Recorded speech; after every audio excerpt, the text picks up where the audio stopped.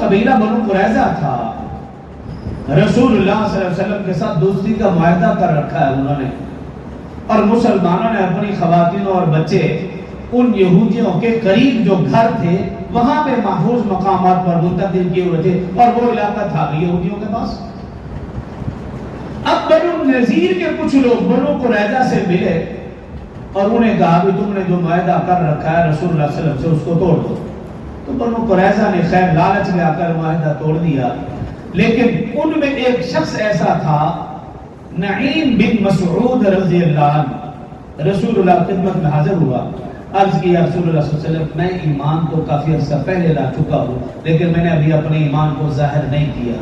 لیکن میں جانتا ہوں ان دونوں قبیلوں کے آپس میں کیا بات چیت چل رہی ہے، اگر آپ اجازت دیں تو میں ان کے درمیان کچھ ایسا کروں کہ ان کا اتحاد ٹوٹ جائے۔ رسول اللہ صلی اللہ علیہ وسلم نے اجازت دے دی، نعیم بن مسعود نے اپنی کوئی چلاکی یا چال چلی تو خیر ان کا اتحاد ٹوٹ گیا۔ بعض روایت میں آتا ہے کہ دونوں نے پلاننگ کر لی،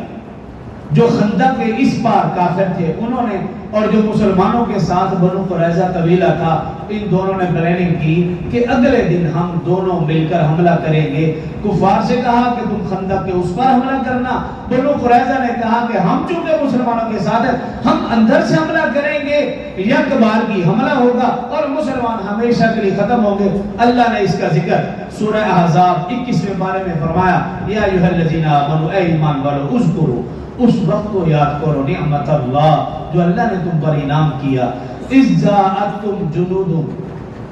کہ جب تمہارے پاس لشکر آیا، فارسلنا علیہم ریحا،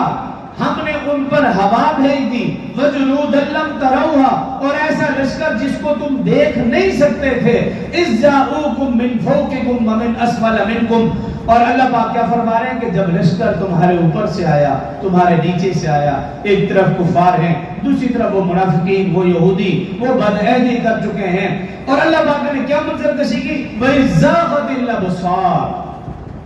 جب تمہاری آنکھیں پتھرا گئی، وَبَلَغَتِ الْقُلُوبُ الْحَنَاجِرَ، اور جب تمہارے دل کلیجے تک پہنچ گئے، وَتَظُنُّونَ بِاللَّهِ الظُّنُونَ، اور تم اللہ کے بارے میں بھی طرح طرح گمان کرنے لگے کہ یا اللہ ہم کہاں پھنس گئے، ایک طرف کافر ہیں، دوسری طرف یہ منافقین، یہ یہودی، بیچ میں ہم پھنس گئے۔ هُنَالِكَ ابْتُلِيَ الْمُؤْمِنُونَ وَزُلْزِلُوا زِلْزَالًا شَدِيدًا، اللہ فرما رہے ہم نے وہاں ایمان والوں کو آزمایا اور خوب آزمایا۔ رسول اللہ صلی اللہ علیہ وسلم نے ایمان والوں کو تسلی دی کہ تمہیں گھبرانے کی ضرورت نہیں، بے شک اللہ ہمارے ساتھ ہے، لیکن منافقین وہاں آیا ہوگے، پتہ لگ گیا کہ منافقین کون ہیں اور یہودی قبیلہ جو بدعہدی کر رہا ہے وہ کون ہے۔ اب صبح ہونے سے پہلے پہلے اللہ پاک کی مدد آئی کہ راتوں رات سخت آندھی طوفان،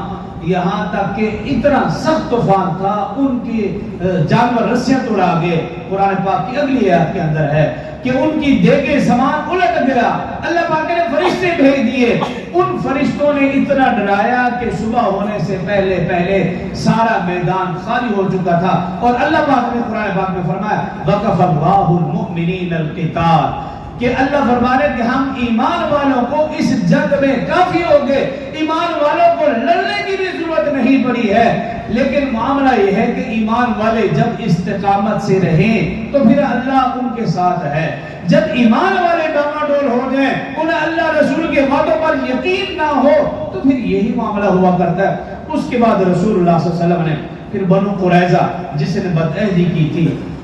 اس کے بارے میں، انہی کا حضرت سعد بن معاذ رضی اللہ عنہ انہی قبیلے کے سردار تھے، ان سے مشورہ کیا۔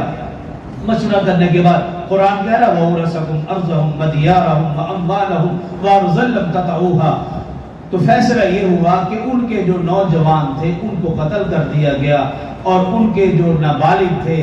بچے تھے یا خواتین تھی یا بوڑھے تھے، انہیں چھوڑ دیا گیا، ان کی زمینوں پر قبضہ کر دیا گیا، اور باقی جو یہودی تھے ان کو خیبر بھیج دیا گیا۔ اب خیبر میں یہ یہود آباد ہوئے،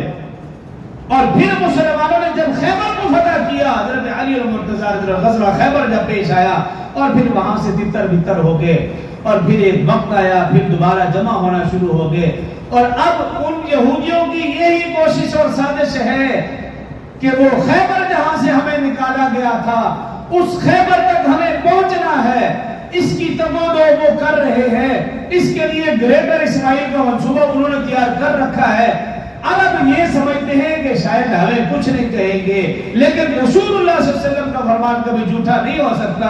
وہ اسرائیل، وہ یہودی جنہوں نے فلسطین سے مسلمانوں کو شہید کیا، وہاں سے نکالا، غزہ میں مسلمانوں کو چین سے نہیں رہنے دیا، شام کا مسلمان ان کی بدترین ظلم و ستم کا شکار ہیں یا یمن والے شکار ہیں، تو پھر ایسا ایسا یہی لوگ آگے بڑھیں گے، خیبر تک پہنچیں گے۔ صرف خیبر نہیں، جب ان کی نظریں، ان کی پلاننگ مدینے تک ہوگی تو پھر مسلمانوں کو عقل اور سمجھ ہو جائے گی، پھر مسلمان اکٹھے ہوں گے۔ تو قرآن پاک میں جو اللہ نے فرما دیا، یا ایھا الذین آمنوا لا تتخذوا اليہود والنصارى اولیاء بعضهم اولیاء بعض، اے ایمان والو یہود و نصارہ تمہارے کبھی بھی دوست نہیں ہو سکتے۔ پہلے سی بارے میں اللہ نے فرمایا وَلَن تَرْضَ عَنْكَ الْيَهُودُ وَلَا النَّصَارَى حَتَّى تَتَّبِعَ مِلَّتَهُمْ، ہرگز یہود و نصارہ تم سے راضی نہیں ہو سکتے، ہاں شرط ایک ہے حتیٰ تتبع ملتہم، کہ وہ تمہاری پیروی کر لیں۔ ٹائم کیا ہوا؟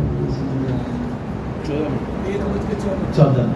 تو یہود و نصارہ اس وقت مسلمانوں سے راضی ہوں گے جب مسلمان ان کی پیروی کریں، ان کا کہنا مانیں۔ جب تک مسلمان ان کی پیروی نہیں کریں گے وہ کبھی بھی راضی نہیں ہو سکتے۔ تو آج ضرورت اس بات کی ہے کہ میں اور آپ اللہ رسول کے حکموں کو دیکھیں، اس کے مطابق زندگی گزاریں گے تو دنیا اور آخرت میں کامیابی ہے۔ جو کہا سنا اللہ سمجھنے اور عمل کی توفیق دے گا۔